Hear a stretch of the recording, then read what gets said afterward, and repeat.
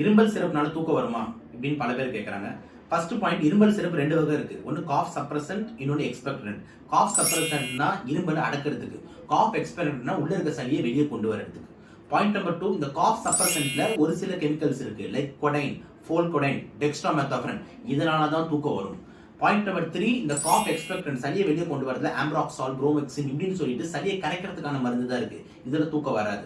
So ஓவராலா என்ன சொல்ல வர அப்படின்னா, இருமல் அடக்கிற மருந்து கொடைன், ஃபோல்கொடைன் மாதிரி எடுத்தீங்கன்னா தான் உங்களுக்கு தூக்கம் வரும். மற்றபடி இருமல் சிரப்னால தூக்கம் வராது.